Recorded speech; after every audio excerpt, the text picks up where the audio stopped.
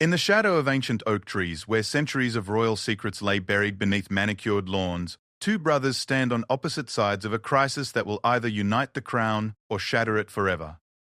When Prince Marcus arrives unannounced at the heavily guarded Thornfield Lodge, carrying documents that could expose the monarchy's darkest chapter, his older brother Prince Alexander faces an impossible choice: protect the institution that shaped them both, or risk everything to hear the truth that Marcus desperately needs to share.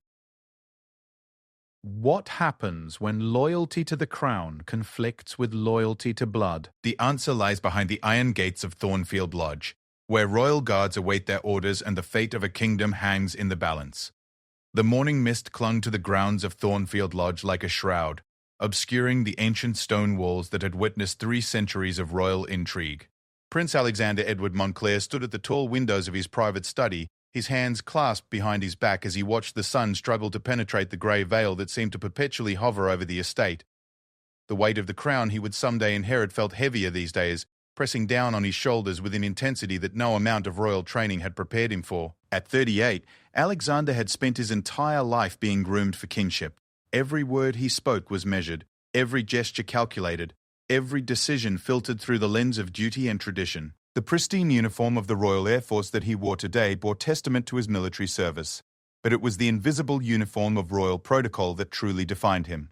His dark hair, now touched with premature silver at the temples, was perfectly groomed, and his piercing blue eyes held the steady gaze of a man who had never known the luxury of uncertainty. The secure phone on his mahogany desk buzzed with the urgency that had become all too familiar in recent months. Colonel James Whitmore, head of Royal Protection Services, appeared on the encrypted video feed, his weathered face bearing the gravity of a man who had dedicated his life to safeguarding the monarchy. "Your Highness," Whitmore began, his voice carrying the weight of years spent in military service, "we have a developing situation. Prince Marcus has left Kensington Palace without his protection detail. Our surveillance indicates he's heading directly toward Thornfield Lodge." Alexander's jaw tightened almost imperceptibly, the only outward sign of the turmoil brewing within him. Marcus, his younger brother by 4 years, had always been the wild card in the royal deck. Where Alexander embodied duty and restraint, Marcus represented passion and rebellion. Their relationship had grown increasingly strained over the past year. Ever since Marcus had begun asking uncomfortable questions about their family's past and the institution they served. "How long until he arrives?" Alexander asked, his voice maintaining the calm authority that had been drilled into him since childhood. "Approximately 45 minutes, sir. He's driving alone in his personal vehicle, and our attempts to contact him have been unsuccessful. His phone appears to be turned off." Alexander turned from the window, his mind racing through the implications. Thornfield Lodge was supposed to be his sanctuary, a place where he could retreat from the relentless scrutiny of public life and the crushing weight of royal obligations. More importantly, it housed his most private office, where sensitive documents and state secrets were kept under the highest security. Marcus's unexpected arrival could only mean one thing. His brother had discovered something significant, something that couldn't wait for proper channels or scheduled meetings. The relationship between the two princes had been complicated from birth. Alexander, as the heir apparent, had been molded by their father, King Edmund, into the perfect future monarch. Every aspect of his education, from languages to military strategy, from constitutional law to diplomatic protocol, had been designed to prepare him for the throne. Marcus, meanwhile, had enjoyed more freedom in his youth, pursuing his interests in environmental conservation and social justice causes that occasionally put him at odds with traditional royal positions. But that freedom had come with its own burden. Marcus had always struggled with his role as the spare heir, the one who lived in his older brother's shadow while being expected to support the institution that would never truly be his. Over the years, he had grown increasingly vocal about what he saw as the monarchy's disconnect from modern society and its reluctance to acknowledge past mistakes. "Sir," Whitmore continued, drawing Alexander back to the present moment, "given the sensitivity of the materials stored at Thornfield Lodge and Prince Marcus's recent inquiries, we recommend implementing Protocol 7. Protocol 7. Alexander knew it well, though it had never been used within the royal family itself. It was a security measure designed to prevent unauthorized access to classified royal documents and communications, even by family members. Implementing it would mean that Marcus would be stopped at the gates, searched if necessary, and denied entry until proper clearance could be obtained. It would also mean treating his own brother as a potential security threat. The irony wasn't lost on Alexander. For months he had been grappling with information that Marcus was desperately seeking. Documents hidden in the deepest vaults of royal archives told a story that could fundamentally change how the public viewed the monarchy. These weren't just historical curiosities. They were records of decisions made by previous generations that had shaped the modern world in ways the public had never known. 3 months earlier, while conducting routine archive reviews as part of his preparation for kingship, Alexander had discovered a series of encrypted files dating back to the 1940s.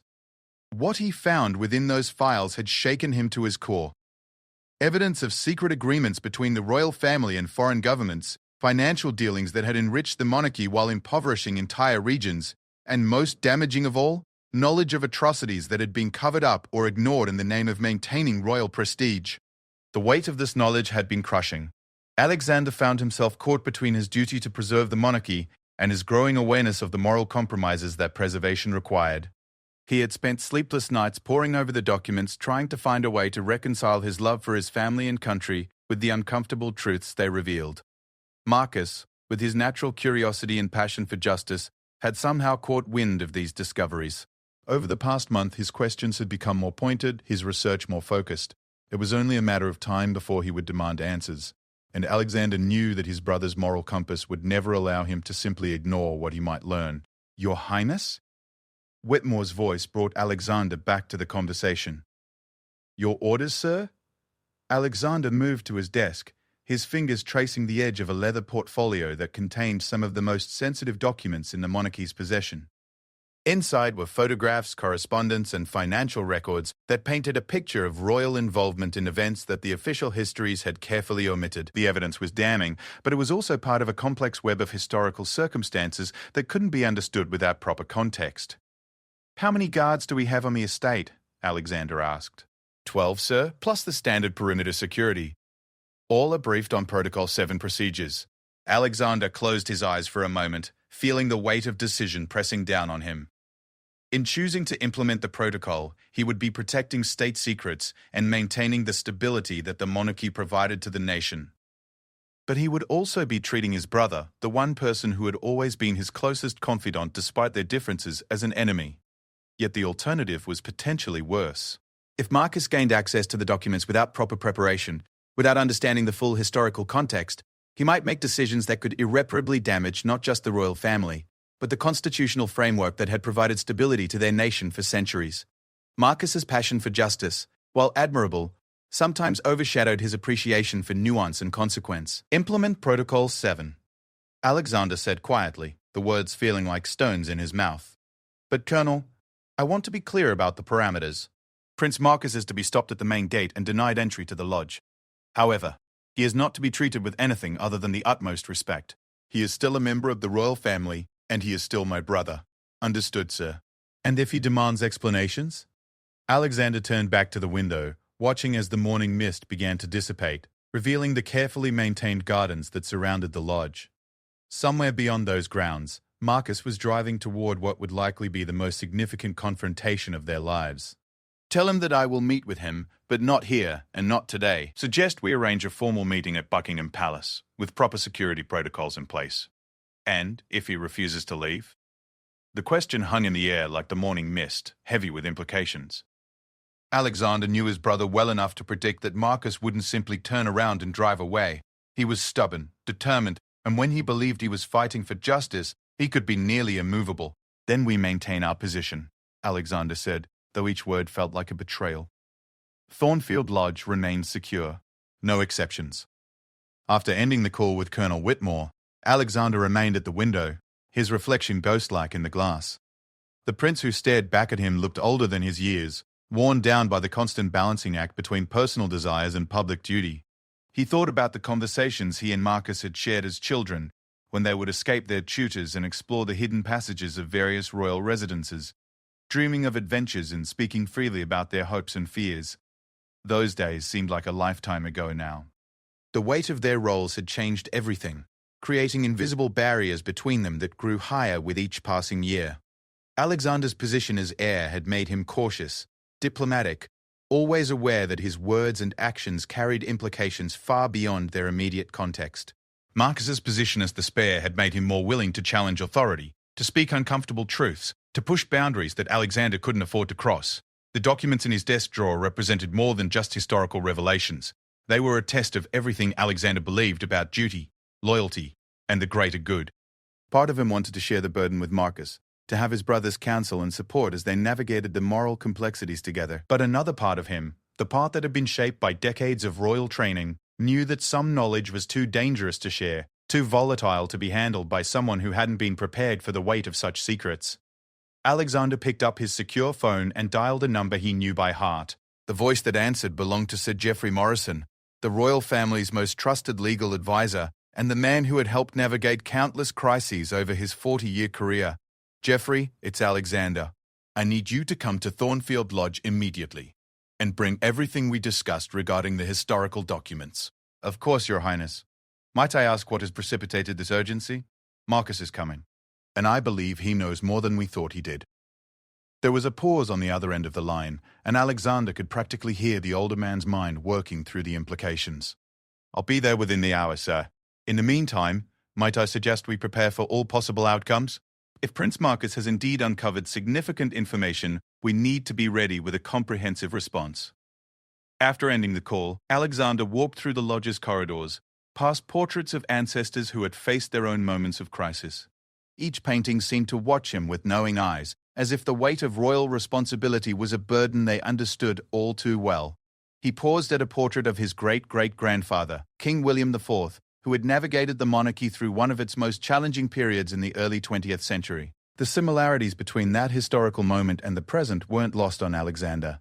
Then, as now, the royal family had faced the choice between transparency and preservation, between acknowledging uncomfortable truths and maintaining the stability that the monarchy provided. King William IV had chosen preservation, and history had generally judged him favorably for it. But times were different now. The public's expectations of transparency and accountability had evolved, and what might have been acceptable a century ago could be catastrophic today. Alexander made his way to his private study, where he unlocked a safe hidden behind a sliding panel in the wall. Inside were the original documents that had started this entire crisis, along with analysis and recommendations from various advisors. He spread them across his desk, forcing himself to confront once again the evidence that could change everything. The photographs were the most damaging. Black and white images from the 1940s showing royal family members meeting with officials from regimes that history had later condemned. The meetings had been secret then and had remained secret ever since, but the implications were clear. The royal family had known more about certain wartime activities than they had ever publicly acknowledged, and in some cases, they had been complicit in decisions that had cost lives. The financial records were equally troubling. They showed systematic exploitation of resources in former colonies, with profits flowing directly to royal accounts while local populations suffered. The amounts were staggering, and the methods used to extract wealth were often brutal. These weren't the actions of a constitutional monarchy serving its people.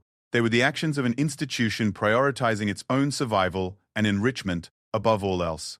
But perhaps most damaging were the correspondence files, letters between royal family members and government officials that revealed a level of political involvement far beyond what the public believed appropriate for a constitutional monarchy. The letters showed active participation in policy decisions, influence over military actions, and coordination with intelligence services in ways that violated the spirit, if not the letter, of constitutional limits on royal power. Alexander had spent months trying to contextualize these revelations within the historical circumstances of their time. The world had been different in the 1940s and 1950s. The choices available had been limited, and the information available to decision-makers had been incomplete. He had consulted historians, legal experts, and political advisors, all of whom had helped him understand the complex factors that had influenced his ancestors' decisions. But understanding wasn't the same as justifying, and context didn't erase consequence. The actions documented in these files had caused real harm to real people, and the cover-up that had followed had prevented accountability and learning.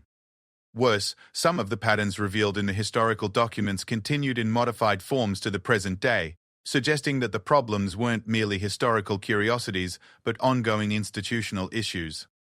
The sound of vehicles approaching on the gravel drive interrupted Alexander's thoughts. Through the window he could see the black SUVs that housed his security detail taking positions around the estate's perimeter. Colonel Whitmore's voice crackled through the intercom system. confirming that all units were in place and ready to implement Protocol 7. Alexander felt a heavy weight settle in his chest as he realized that in just a few minutes he would be giving orders to prevent his own brother from entering his home. The decision felt like a betrayal of everything they had shared as children, everything they had promised each other about always being there when it mattered most.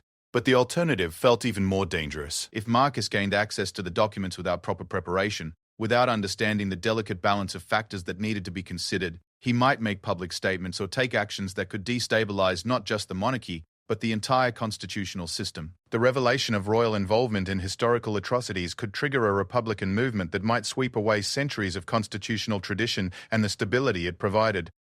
Alexander's phone buzzed with a text message from an unknown number. "Alexander, I know you're at Thornfield Lodge. We need to talk about what I've discovered. This can't wait." The message confirmed what Alexander had suspected. Marcus had indeed uncovered significant information, enough to know where to find him, and enough to understand the urgency of the situation.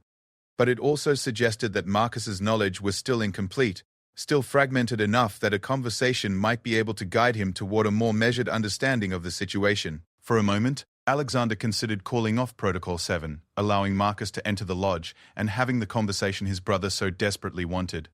They could go through the documents together, discuss the historical context, and work towards a solution that balanced transparency with responsibility. It was what Alexander wanted to do, what his heart told him was right, but his training as a future monarch told him otherwise. The stakes were too high, the potential consequences too severe, to risk an uncontrolled revelation. Marcus's passion for justice, while admirable, had sometimes led him to act impulsively, to prioritize immediate moral satisfaction over long-term strategic thinking. The monarchy's survival depended on careful management of public perception, and that management required controlling not just what information was revealed, but how and when it was revealed. Another message arrived. "I know about the 1940s documents, Alexander. I know about the financial records. And I know you've been trying to keep this from me, but this is bigger than family loyalty. People have a right to know what was done in their name." Alexander closed his eyes, feeling the full weight of the moment pressing down on him. Marcus knew enough to be dangerous, but perhaps not enough to understand the full complexity of the situation. The partial knowledge might be even more damaging than complete ignorance, as it could lead to incomplete revelations that caused maximum damage with minimum understanding. The intercom crackled again. "Your Highness, Prince Marcus's vehicle is approaching the main gate. Estimated arrival in 5 minutes. All units are in position and awaiting your final confirmation of Protocol 7 implementation." Alexander looked out the window one more time, seeing the morning sun finally breaking through the mist to illuminate the gardens where he and Marcus had played as children. In just a few minutes, those same grounds would become a battleground between duty and family, between institutional preservation and personal loyalty. He picked up the secure phone and spoke with a voice that betrayed none of the anguish he felt. "Protocol 7 is confirmed. Stop Prince Marcus at the main gate. Do not allow him access to Thornfield Lodge under any circumstances." The black Range Rover moved through the English countryside with determined purpose, its lone occupant gripping the steering wheel with white knuckles as he navigated the winding roads that led to Thornfield Lodge. Prince Marcus James Montclair had been driving for over an hour, his mind racing faster than the vehicle that carried him toward what he knew would be the most important confrontation of his life. At 34, Marcus had always been the more accessible member of the royal family, the one who seemed genuinely comfortable in crowds, who spoke with passion about causes that mattered to him, who wore his emotions more openly than royal protocol typically allowed. His sandy brown hair was slightly disheveled from running his hands through it during the drive, and his green eyes held a fire that had been building for months as pieces of a devastating puzzle had slowly fallen into place. The passenger seat beside him was occupied by a worn leather briefcase that contained photocopies of documents he had painstakingly gathered over the past 6 months. Each page represented hours of research, careful questioning, and sometimes outright deception, to gain access to archives and records that weren't meant for his eyes. The picture they painted of his family's history was far different from the sanitized version he had grown up believing. Marcus's phone, deliberately switched off to avoid the inevitable calls from his protection detail and palace officials, lay silent on the dashboard. He knew that his unannounced departure from Kensington Palace would have triggered security protocols, and that Alexander would be aware of his approach long before he reached the gates of Thornfield Lodge. But that knowledge only strengthened his resolve. This conversation had been delayed too long already. The discovery that had started everything seemed almost trivial in retrospect. 3 months earlier, while researching environmental initiatives for a speech he was preparing, Marcus had come across a reference to royal lands that had been used for mining operations in the 1950s. The reference was brief and largely uninformative. But something about it had nagged at him. The location mentioned was in a region that had later become the site of significant environmental degradation and social displacement, yet he had never heard any family discussions about their historical involvement in the area. That small mystery had led Marcus down a rabbit hole of research that had consumed his free time and gradually revealed a pattern of royal involvement in activities that seemed to contradict everything he had been taught about their family's values and historical role. Each document he uncovered led to questions that demanded answers, and each answer revealed new layers of complexity and troubling implications. The breakthrough had come just a week earlier, when a contact within the National Archives had quietly provided him with access to previously classified documents related to royal wartime activities. What Marcus had found there had shattered his understanding of his family's history and left him questioning everything he had believed about the institution he had been born to serve. The documents revealed systematic involvement by previous generations of royals in decisions that had caused immense human suffering, financial arrangements that had enriched the monarchy while impoverishing others, and a pattern of cover-ups and denials that had prevented accountability for decades.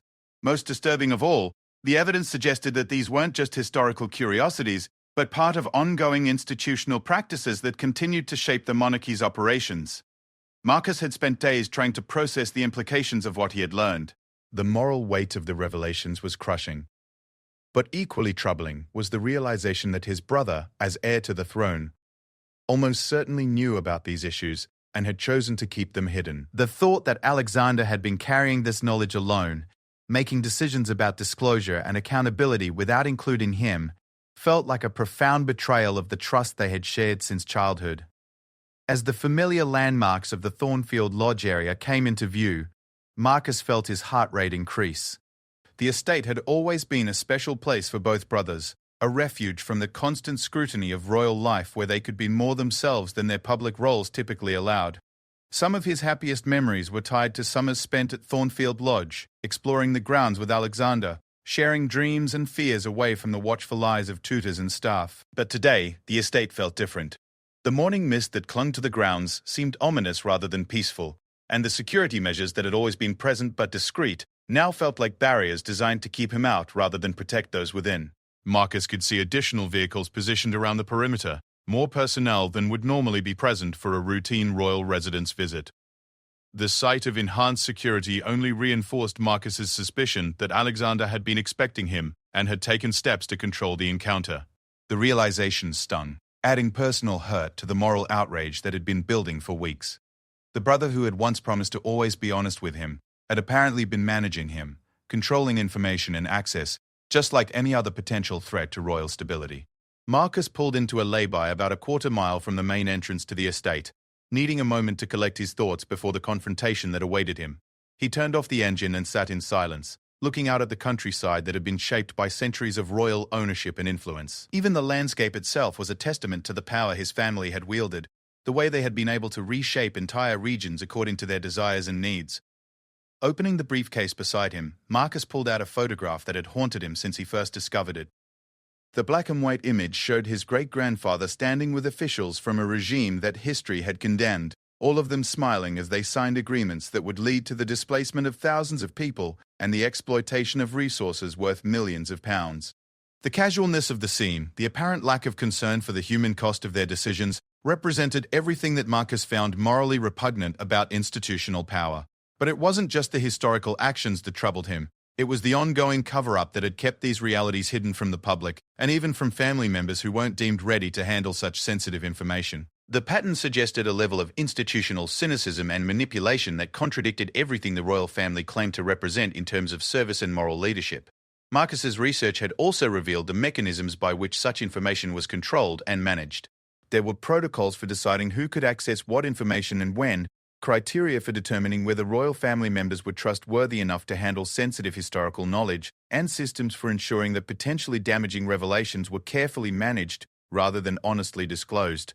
The realization that he had been deemed untrustworthy, that his own brother and father had made conscious decisions to keep him ignorant of his family's true history, had been almost as painful as the historical revelations themselves. It suggested that despite all their conversations about duty and service, Despite all the public statements about transparency and accountability, the institution's primary concern was still its own preservation rather than honest confrontation with its past.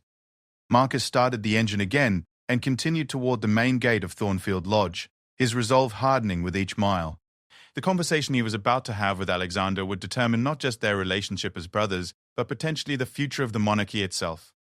If Alexander continued to prioritize institutional protection over honest acknowledgement of past wrongdoing, Marcus was prepared to take the matter public, regardless of the personal and institutional consequences. As he approached the main entrance, Marcus could see the security checkpoint had been reinforced with additional personnel and barriers. What would normally be a simple recognition and wave-through process now looked like a military checkpoint, complete with vehicles positioned to block unauthorized access and personnel equipped with communication devices that suggested coordination with higher-level security operations. Marcus slowed his vehicle and rolled down the window as a senior security officer approached. The man's bearing and uniform indicated significant military experience, and his expression was professional but unmistakably firm. "Good morning, Your Highness," the officer said with practiced politeness. "I'm Colonel James Whitmore, head of Royal Protection Services. I'm afraid I need to inform you that access to Thornfield Lodge is currently restricted under special security protocols." The formal tone and bureaucratic language immediately confirmed Marcus's suspicions about Alexander's intentions. This wasn't a routine security measure. It was a deliberate attempt to prevent him from reaching his brother and having the conversation that both of them knew was inevitable. "Colonel Whitmore," Marcus replied, working to keep his voice calm despite the anger building inside him. "I'm here to see my brother on an urgent family matter." "I believe there's been some misunderstanding about my clearance to enter the estate. I understand your position, sir, but my orders are quite specific. Prince Alexander has requested that any meetings be arranged through proper channels at Buckingham Palace with appropriate security protocols in place. I've been authorized to suggest scheduling such a meeting for later this week." The colonel's words were respectful but inflexible, and Marcus could see in his eyes the unwavering commitment to following orders that came with decades of military service. This wasn't a man who would be swayed by arguments about family relationships or urgent circumstances. He would follow his instructions regardless of the personal dynamics involved. "Colonel, with all due respect, this matter cannot wait for scheduling and protocols. I need to speak with Prince Alexander today, and I need to see certain documents that I believe are housed at Thornfield Lodge. This is a matter of national importance that transcends normal security procedures." Marcus could see the slight tightening around the colonel's eyes that suggested he had been briefed on the nature of Marcus's concerns and was prepared for exactly this type of argument. The security officer reached for his radio and spoke quietly into it, presumably updating his superiors on the developing situation. "Your Highness, I've been instructed to inform you that Prince Alexander is aware of your concerns and is committed to addressing them through appropriate channels. However, the materials housed at Thornfield Lodge are classified at levels that require specific clearance procedures, even for members of the royal family." The phrase, "even for members of the royal family," carried particular sting, as it made explicit what Marcus had begun to suspect, that within the institution he had been born to serve, he was not considered trustworthy enough to handle certain information about his own family's history. The hierarchical nature of royal access to information meant that birth order determined not just inheritance rights but also the right to know the truth about the institution's past actions. Marcus felt his carefully maintained composure beginning to crack. "Colonel, are you telling me that I, as a senior member of the royal family, am being denied access to my brother's residence based on security concerns? Are you treating me as a potential threat to royal security?" "Sir, you are being treated with the utmost respect due to your position in person. However, the protocols in place are designed to protect sensitive national security information, and those protocols apply to all individuals, regardless of their relationship to the crown." The exchange had attracted the attention of other security personnel, and Marcus could see that additional resources were being positioned around the checkpoint. What had begun as a simple request for access was rapidly escalating into a security standoff that would have significant implications regardless of how it was resolved. Marcus reached into his briefcase and pulled out several of the documents he had gathered during his research, holding them up so the colonel could see them.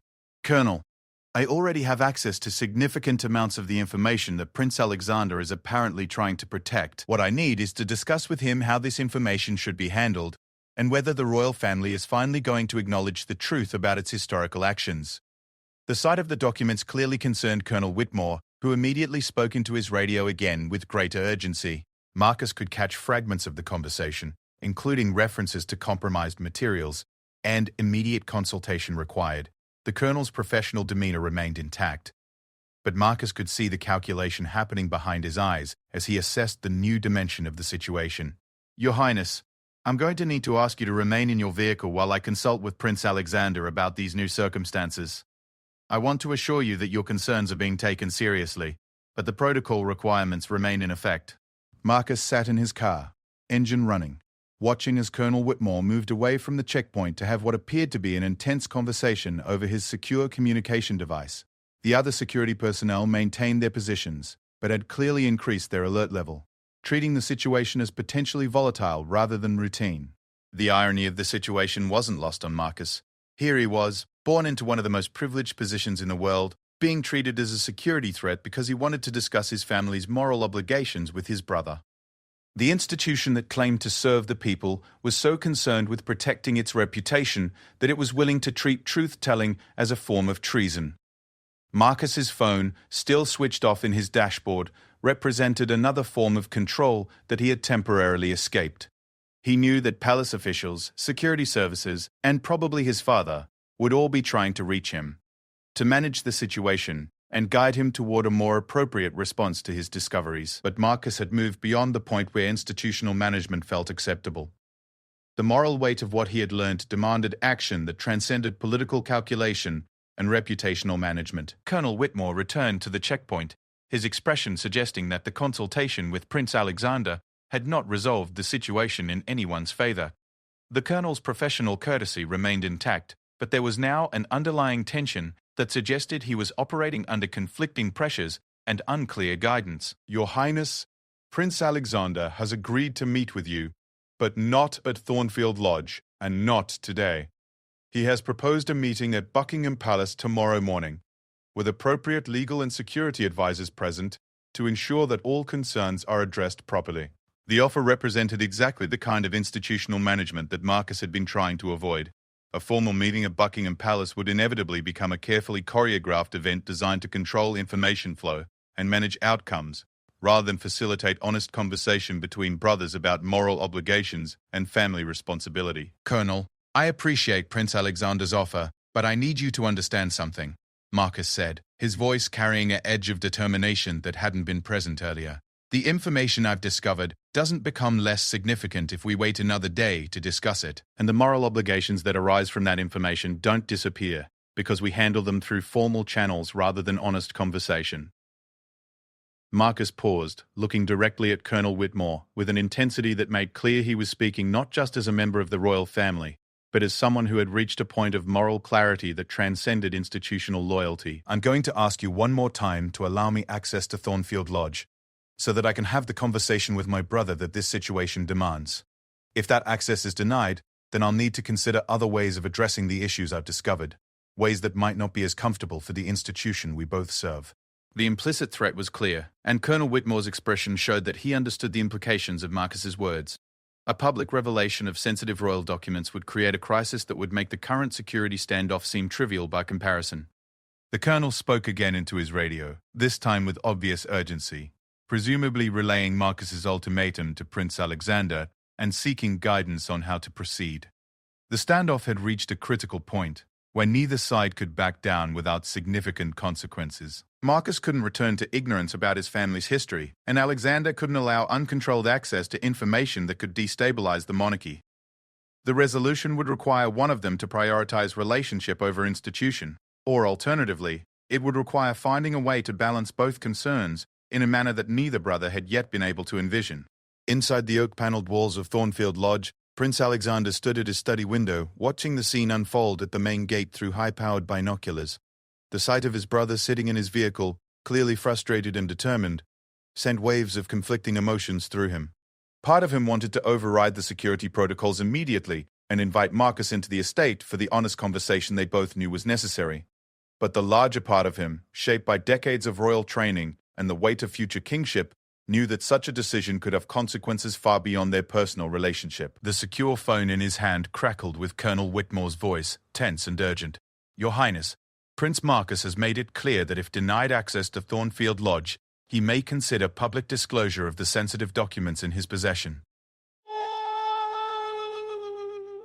The situation has moved beyond routine security management. Alexander closed his eyes, feeling the full weight of the moment pressing down on him. The threat of public disclosure changed everything. If Marcus proceeded with revealing the documents without proper context and preparation, the resulting scandal could trigger a constitutional crisis that would endanger not just the monarchy, but the entire system of government it supported. "Colonel, how much does he appear to know?" Alexander asked, though he suspected he already knew the answer. "Based on the documents he displayed, sir, I would estimate his knowledge is substantial but possibly incomplete. He referenced materials dating to the 1940s and mentioned financial records. However, he may not have access to the full context that would explain the circumstances surrounding those historical decisions." That assessment aligned with Alexander's own analysis of the situation. Marcus had clearly uncovered enough information to understand that serious issues existed, but his research had likely been fragmented and lacking the comprehensive analysis that Alexander had been able to conduct with the help of royal historians and legal advisors. The partial knowledge was potentially more dangerous than complete ignorance, as it could lead to public revelations that caused maximum damage while providing minimum understanding. Sir Geoffrey Morrison, the royal family's chief legal advisor, had arrived at Thornfield Lodge 20 minutes earlier and was now sitting in Alexander's study, surrounded by documents and legal analyses that represented months of careful research into the implications of the historical revelations. At 68, Sir Geoffrey had navigated the royal family through numerous crises over his 4-decade career, but even he seemed sobered by the complexity of the current situation. "Your Highness," Sir Geoffrey said, looking up from a particularly damaging set of financial records, "if Prince Marcus proceeds with public disclosure of these materials without proper legal and historical context, the consequences could be catastrophic. We're not just talking about reputational damage, we're potentially looking at criminal investigations, civil lawsuits, and demands for reparations that could bankrupt the Crown estate." Alexander nodded grimly. The legal implications were indeed staggering. The documents revealed not just moral failures, but potential legal violations that had been covered up for decades.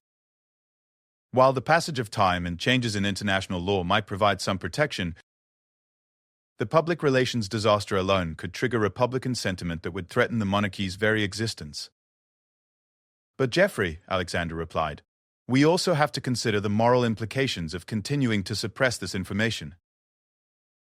Marcus is right that the public has a right to know what was done in their name, and continuing to hide these actions might be worse than acknowledging them." It was a conversation Alexander had been having with himself for months, the eternal tension between institutional preservation and moral accountability. Every analysis suggested that disclosure would be catastrophic for the monarchy, but continued suppression felt increasingly untenable from an ethical standpoint. The intercom system crackled with another update from Colonel Whitmore. "Your Highness, Prince Marcus has exited his vehicle and is approaching the gate on foot. He's carrying what appears to be a briefcase of documents. I believe he intends to make his case more directly." Through the window, Alexander could see his brother walking toward the security checkpoint with the determined stride that he remembered from their childhood, when Marcus had decided to confront some injustice he had witnessed. Even at a distance, Alexander could read his brother's body language, the set of his shoulders, and the purposeful movement that indicated Marcus had moved beyond negotiation to direct action. "Sir Geoffrey, what are our options if Marcus makes these documents public?" Alexander asked. The older man adjusted his glasses and consulted a thick folder of legal analysis. "We have several potential responses, but none of them are particularly attractive. We could claim the documents are forgeries, but authentication would likely prove they are genuine. We could argue they are taken out of historical context, which is true, but may not be sufficient to prevent damage. We could provide our own comprehensive disclosure with proper context, but that would essentially accomplish what Prince Marcus is threatening to do anyway." Alexander turned from the window and looked at the portrait of King William IV that had been watching over the room's occupants for decades. His ancestor had faced similar choices about disclosure and accountability, and had generally chosen preservation over transparency. But King William IV had lived in an era when public expectations and media scrutiny were far different from today's environment. "There's another option," Alexander said quietly. "I could meet with Marcus here, today, and try to convince him that we can work together on a responsible disclosure plan that acknowledges the historical failures while protecting the institution's ability to continue serving the nation." Sir Geoffrey's expression was deeply skeptical. "Your Highness, with respect, Prince Marcus's passion for justice, while admirable, has sometimes led him to prioritize moral satisfaction over strategic thinking. Can you be certain that involving him in disclosure planning wouldn't simply accelerate the timeline for public revelation? It was a fair question, and Alexander had to acknowledge that his brother's tendency toward immediate action over long-term planning had sometimes created complications in the past. But Marcus was also intelligent, compassionate, and ultimately committed to the same values of service that motivated Alexander himself. If approached correctly, he might be willing to work within a framework that balanced accountability with responsibility. The phone buzzed with another update from Colonel Whitmore. "Sir, Prince Marcus is now speaking directly with our gate personnel. He's requesting a direct phone conversation with you before making his final decision about how to proceed. He's indicated that he views this as his last attempt at family resolution before considering other options." Alexander felt his heart rate increase as he realized the moment of decision had arrived. In the next few minutes, he would either find a way to bridge the gap between his duty to the institution and his loyalty to his brother, or he would watch their relationship fracture under the weight of secrets and conflicting obligations. "Put him through," Alexander said, his voice steadier than he felt. The phone connected, and Marcus's voice came through the secure line, strained but controlled. "Alexander, I'm standing at your gate being treated like a potential terrorist because I want to have an honest conversation with my brother about our family's moral obligations. Is this really what we've become?" The pain in Marcus's voice was unmistakable, and it cut through Alexander's carefully maintained diplomatic composure. This wasn't just about historical documents or institutional management. It was about the fundamental trust between two people who had once promised each other they would always be honest about what mattered most. "Marcus, I know this situation feels like a betrayal, and I understand why you're angry. But the information you've discovered is more complex than it appears, and the implications of how we handle it extend far beyond our personal relationship. Alexander, I've spent months researching this material, and I've consulted with historians, legal experts, and moral philosophers. I understand the complexity, and I understand the implications. What I don't understand is why my own brother thought it was acceptable to keep me ignorant of my family's history while making decisions about accountability and disclosure without my input." The accusation stung because it was essentially accurate. Alexander had indeed made conscious decisions to exclude Marcus from discussions about the historical documents, partly because of security concerns, but mostly because he had feared his brother's reaction and his tendency toward immediate action. "Marcus, I was trying to protect you, and I was trying to protect the institution that we're both sworn to serve. The knowledge I've been carrying has been crushing, and I didn't want to burden you with it until I could find a way to address the issues responsibly." "Alexander, I'm 34 years old. I'm a senior member of the royal family, and I've spent my adult life trying to serve the public good. I don't need you to protect me from difficult knowledge, and I don't need you to make moral decisions on my behalf. What I need is for us to work together to figure out how to acknowledge what our family has done and how to make amends for it." Sir Geoffrey was frantically writing notes and passing them to Alexander, suggesting talking points that would guide the conversation toward institutional protection rather than personal reconciliation.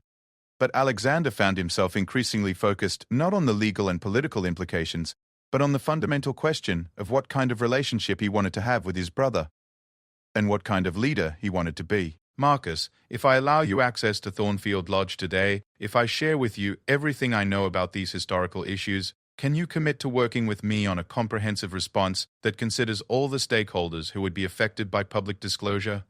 There was a pause, and Alexander could almost hear his brother weighing the implications of the question.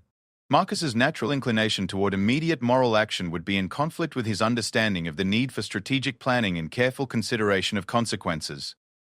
"Alexander, I can commit to working with you on finding the right response, but I can't commit to indefinitely delaying accountability while we search for a perfect solution that may not exist.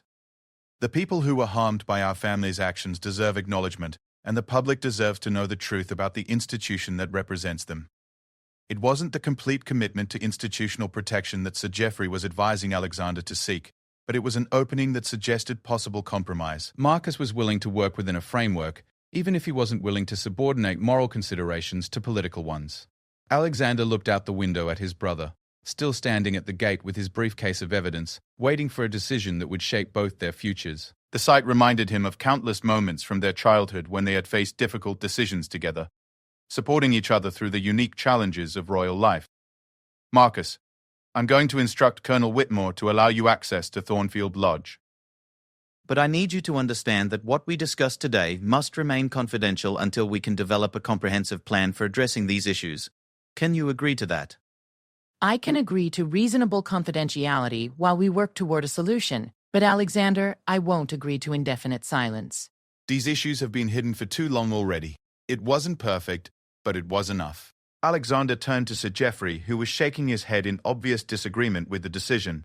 The legal advisor had spent decades protecting the monarchy from exactly this kind of risk, and every instinct he had developed told him that allowing Marcus access to additional sensitive information would only compound the danger. Geoffrey, I know you think this is the wrong decision, but I believe it's the only decision that preserves any chance of managing this situation while maintaining my relationship with my brother.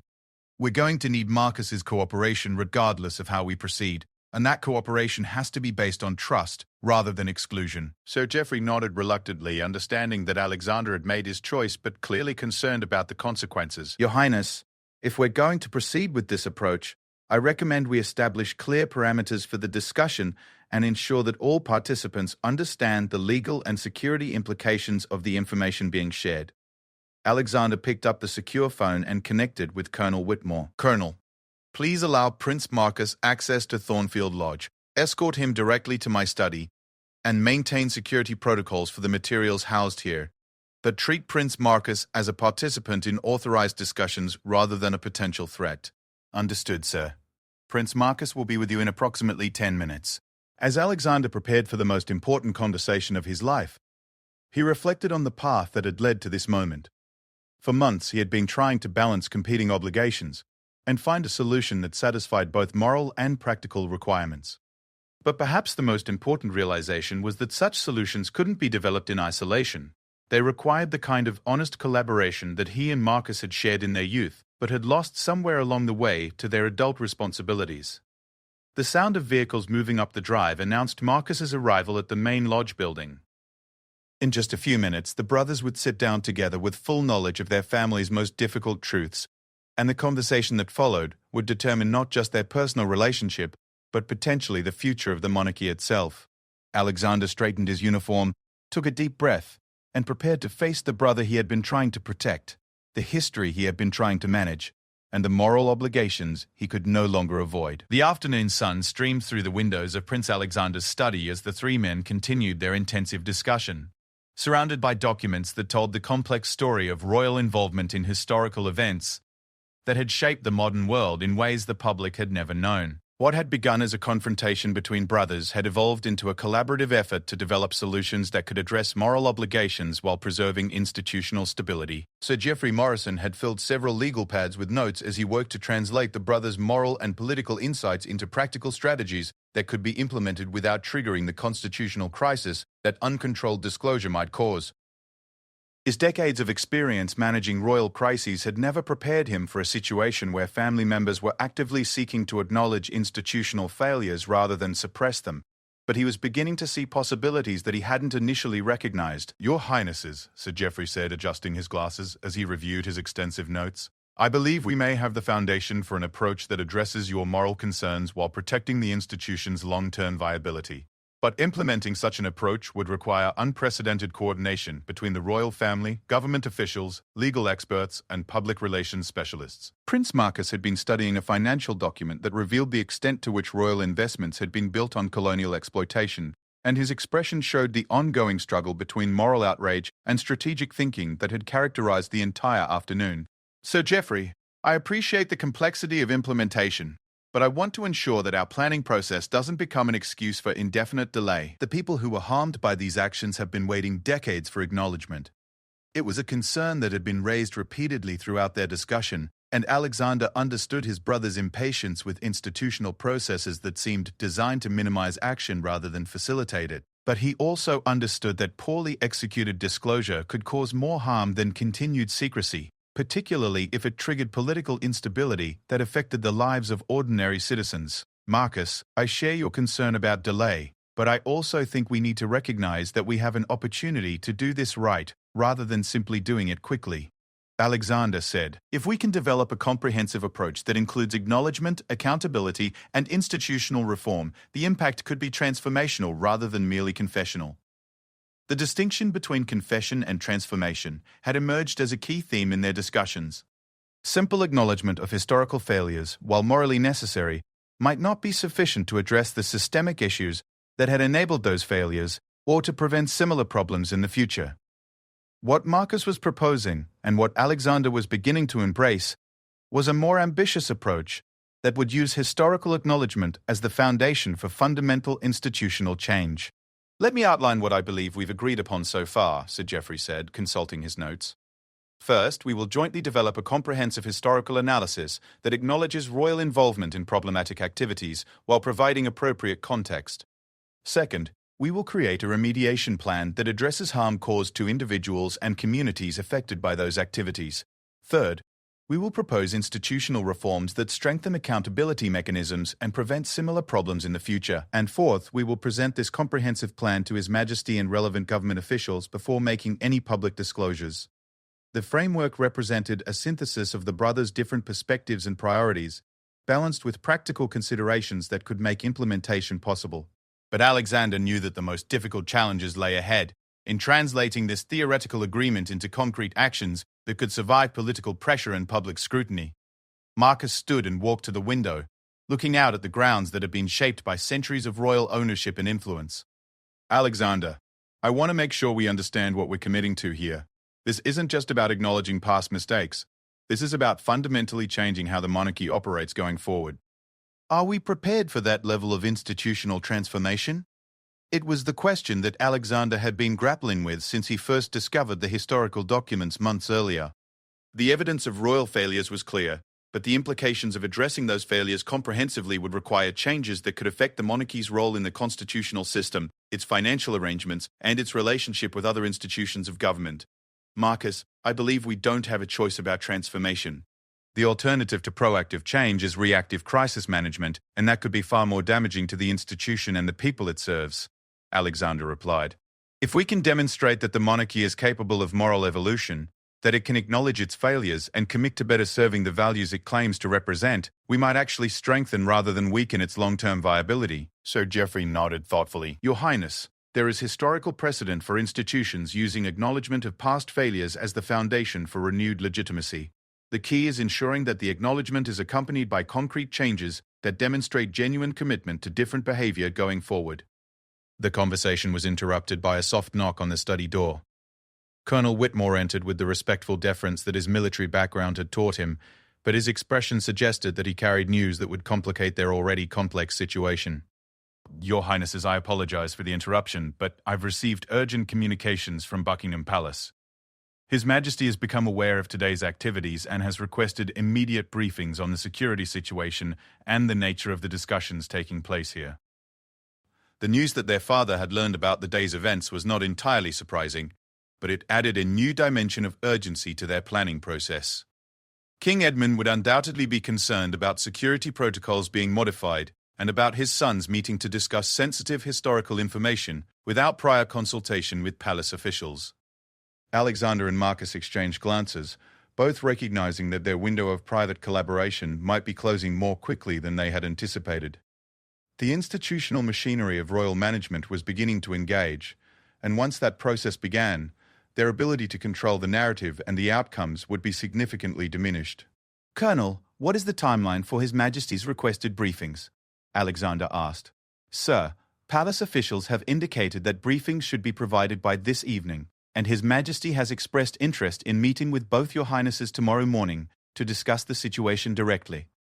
Marcus moved away from the window with obvious concern. "Alexander, if we're going to present a united front to Father and the palace officials, we need to finalize our approach today. Once institutional management processes engage, our ability to maintain control over how these issues are addressed will be severely limited." It was an astute observation. King Edmund, while generally supportive of his son's individual initiatives, was deeply committed to institutional stability and had little tolerance for activities that might threaten the monarchy's public standing. His involvement would inevitably shift the focus from moral obligations to reputation management, from transformation to preservation. Sir Geoffrey, how quickly can we develop a preliminary framework that we can present to His Majesty? Alexander asked. The legal advisor consulted his notes and considered the complexity of the issues they had been discussing. "Your Highnesses, I believe we could have a basic framework ready for presentation within a few hours. but a comprehensive plan would require several days of additional work with subject matter experts and institutional stakeholders. Then we focus on the framework today and use that as the foundation for securing approval to develop the comprehensive plan, Marcus said with the decisiveness that Alexander remembered from their youth when they had faced challenges that required quick thinking and collaborative action. The next 3 hours were intensive, with the brothers and Sir Geoffrey working to distill their afternoon's discussion into a presentation that could effectively communicate their proposed approach to King Edmund and palace officials. The challenge was presenting their moral arguments in language that acknowledged institutional concerns while maintaining the essential elements that had made their collaboration possible. Alexander took primary responsibility for the sections dealing with historical context and constitutional implications, drawing on his years of preparation for kingship and his understanding of the political considerations that would influence their father's response. Marcus focused on the moral arguments and remediation proposals, using his passion for social justice to develop frameworks that could address the harm caused by historical royal actions. Sir Geoffrey worked to ensure that their proposals were legally defensible and practically implementable, identifying potential obstacles and developing strategies for addressing them. His experience managing royal crises provided valuable perspective on how their proposals would be received by various stakeholders and what modifications might be necessary to secure approval. As evening approached, they had developed a comprehensive framework that acknowledged royal involvement in historical problems, proposed mechanisms for accountability and remediation, and outlined institutional reforms that could prevent similar issues in the future. The document represented a synthesis of moral clarity and practical wisdom that neither brother could have achieved in isolation. Marcus, Alexander said as they reviewed their final draft, "I want you to know that this collaboration has been one of the most meaningful experiences of my adult life. Regardless of what happens with our father and the institutional response, working with you on these issues has reminded me why I became committed to public service in the first place." Marcus smiled, and for the first time in months, Alexander saw, in his brother's expression, the warmth and connection that had characterized their relationship before. The weight of royal duty had created barriers between them. "Alexander, I feel the same way, and I want you to know that I understand better now why the burden of future kingship has been so difficult for you. The moral complexities are enormous, and facing them alone must have been crushing." As the brothers prepared to present their framework to their father and begin the complex process of implementation, they both understood that they had achieved something more important than a policy solution. They had rediscovered the foundation of trust and collaboration that had made them effective partners in childhood, and that would be essential for navigating the challenges that lay ahead. The documents spread across Alexander's desk told a story of historical failures and institutional shortcomings that could not be ignored or suppressed indefinitely. But they also represented an opportunity for moral leadership and institutional transformation that could strengthen rather than weaken the monarchy's ability to serve the values and interests of the people it represented. King Edmund's response to their framework would determine whether that opportunity could be realized, or whether the brothers would face the difficult choice between family loyalty and moral conviction. But regardless of the outcome, they would face it together, united by their shared commitment to finding solutions that honored both their institutional obligations and their moral responsibilities. The sun had set over Thornfield Lodge, bringing to an end a day that had begun with confrontation and evolved into collaboration.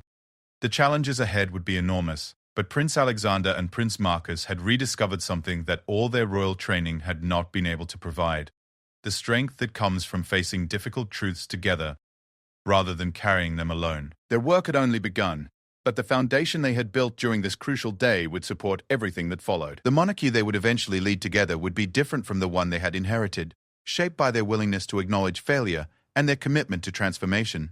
Whether that difference would strengthen or weaken the institution remained to be seen, but it would be authentically theirs, built on the moral courage to face uncomfortable truths and the wisdom to seek solutions that served both justice and the greater good. Claude is AI and can make mistakes. Please double-check responses.